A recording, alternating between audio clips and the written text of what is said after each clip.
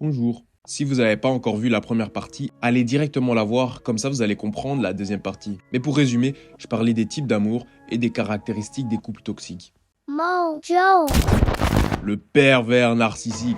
Ce mot, pendant un moment, toutes les filles l'avaient à la bouche. Dès que tu faisais quelque chose de mal, pervers narcissique, on te mettait dans la catégorie directement. Alors qu'en vrai, un pervers narcissique, c'est grave plus que juste une personne qui fait un peu de mal. Un pervers narcissique, il va cruellement manquer d'empathie. Il va chercher à vous isoler de vos proches. Son langage sera axé sur le mode pervers narcissique, la dévalorisation, la culpabilisation, les sous-entendus blessants, etc. Il cherchera constamment à vous mettre en position de faiblesse. C'est pas juste quelqu'un avec qui t'as une dispute et puis ça se passe pas bien, quoi. Non, non, non, non, non. On parle de quelqu'un proche du psychopathe, hein. Faut pas croire. On est vraiment très proche du psychopathe. Et pour la dévalorisation, il va te sortir des petites phrases du style moi, j'aurais pas mis ça à ta place, hein. Ah oui?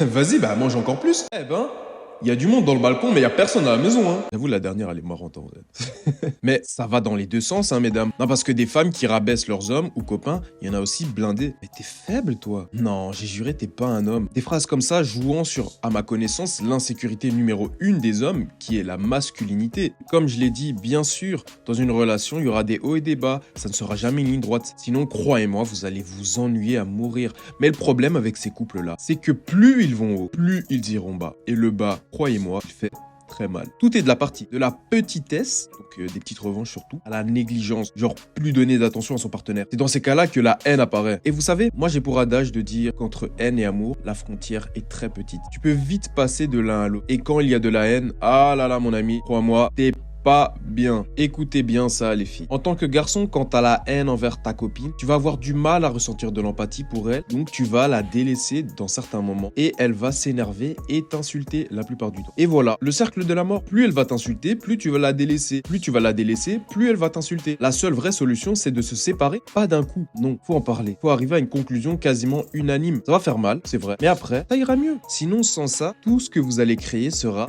raté. Un mariage raté avec un homme qui n'aime plus sa femme et une femme qui ne veut pas partir car elle a peur d'être seule. Un mauvais exemple de l'amour pour les enfants. Comme les enfants ont souvent tendance à recréer ce que leurs parents ont fait, un autre cercle de l'enfer. C'est comme les enfants qui sont issus d'un couple qui se bat. Ils auront tendance à soit se faire battre, soit se battre. Vous voyez comment une décision peut entacher autant de vies. Si vous n'êtes pas fait l'un pour l'autre, laissez ça là-bas. L'amour, ou plutôt la bonne situation dans un couple, ce n'est pas quelque chose que l'on force, c'est quelque chose qui se crée sur des bases solides. Mais si dans vos fondements, il manque déjà des éléments essentiels, non seulement ça ne va pas tenir, mais en plus ça blessera tout le monde en tombant. Avant de finir, je voulais vous raconter une petite histoire. J'ai un ami qui était en couple avec sa go depuis qu'il avait genre 15 ans. Là, il en a 27. Sa go, c'était une bête de meuf. Genre la peufra, tahlé Instagram. Lui aussi, il était pas mal. Franchement, ils avaient depuis leur adolescence une relation que moi je considérais comme platonique, genre que pour le réseau. Mais bon, ça c'était que mon point de vue. Quand je les voyais ensemble, ils n'avaient pas spécialement de conversation, mais bon, ils avaient l'air de s'aimer. Ils ont décidé de s'installer ensemble pendant un an, à genre 25 ans. L'année juste après, ils se sont séparés. Mais c'est pas, ils se sont séparés vite fait, il y avait juste plus rien. C'est un bête exemple pour vous dire que vous ne connaissez pas vraiment quelqu'un à moins de vivre avec lui, comment il deal avec le stress des journées et tout. C'est très important avant de s'installer avec une personne. C'est fini de choisir un homme juste parce qu'il est beau, ou il a une belle situation, ou une femme parce qu'elle est belle ou parce qu'elle est bonne ou une bonne situation. Non, ici, on construit avec des bâtisseurs, des gens qui savent faire, qui veulent faire. Je vais le répéter, mais si la personne n'est pas faite pour toi, laisse ça là-bas. Laisse ça là-bas. Bon, c'était votre gars Mojo. On se retrouve la semaine prochaine. Allez, peace.